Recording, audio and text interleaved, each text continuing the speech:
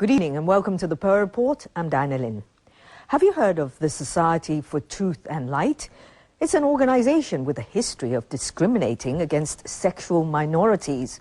Yet earlier this year, it won an open tender from the Education and Manpower Bureau to teach a human rights course to Hong Kong's primary and secondary school teachers. This has enraged local activists. The society has no record of teaching human rights in Hong Kong, and there are doubts it can do so fairly.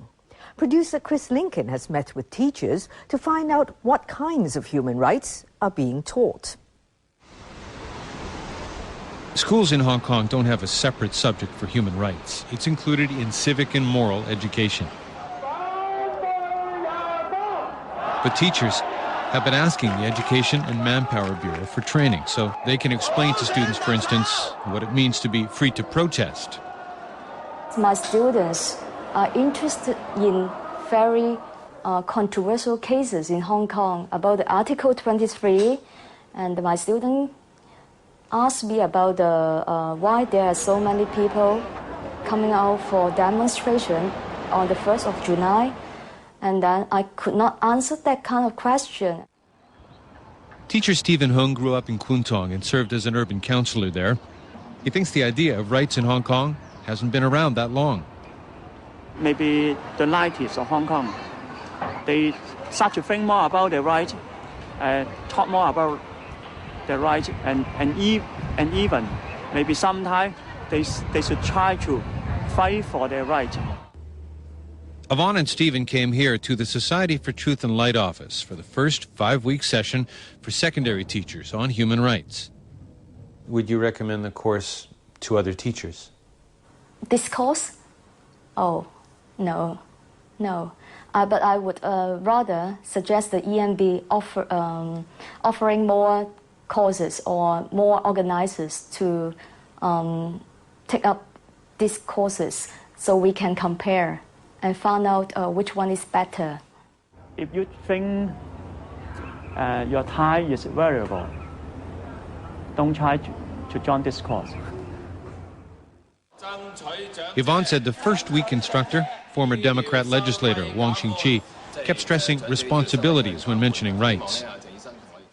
When you have the responsibility and then you don't want or you reject to carry out your responsibility, you are violating the other people's rights.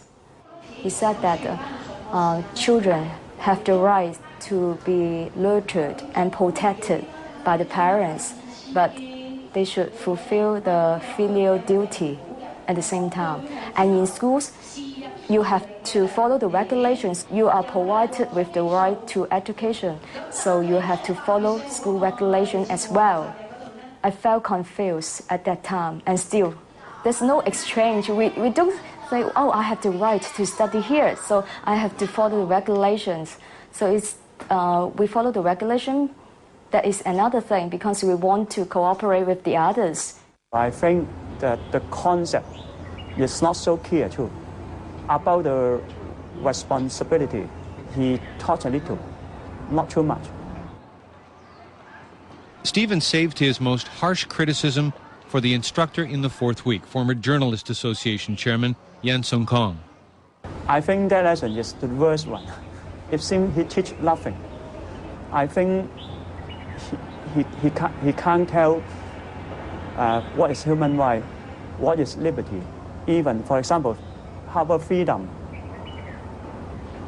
I think he make many confusion there.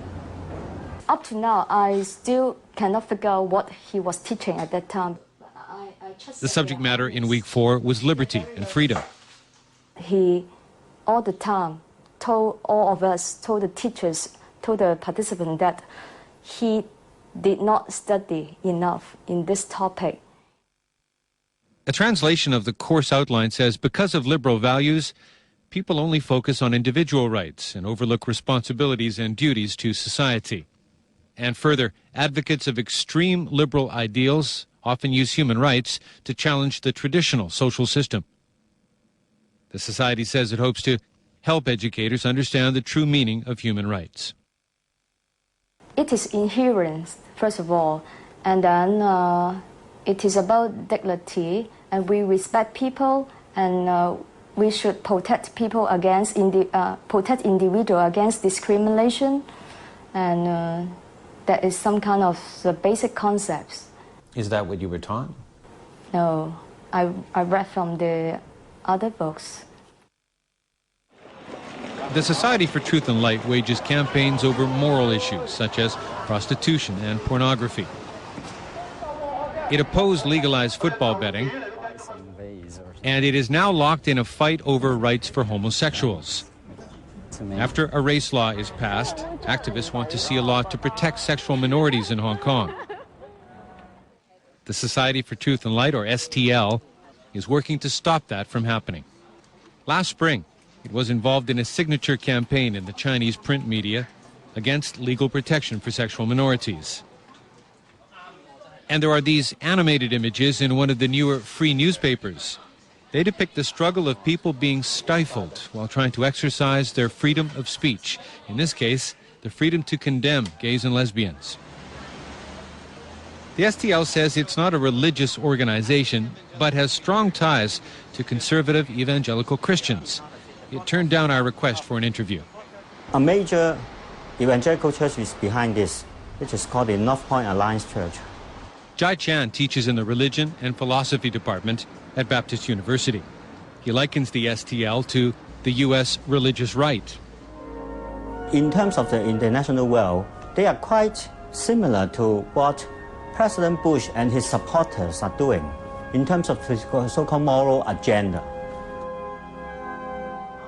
He's suspicious of STL motives in teaching human rights. If you just want to do human rights in terms of promoting your own secret agenda of outlawing the gay from the discourse of human rights, that's no way. That's socially irresponsible. That is scandalous.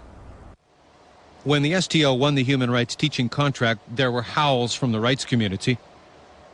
We are really concerned because we have been monitoring human rights situation in Hong Kong for quite a while, and we had obviously noticed there what this Society for Truth and Light has been telling the public. This decision really surprised everybody in the human rights field. The Education and Manpower Bureau refused to appear on this program. Its representative, though, did take comments and questions at the Home Affairs Bureau's Sexual Minorities Forum, where he explained why STL was chosen over two other bids from more experienced human rights teachers.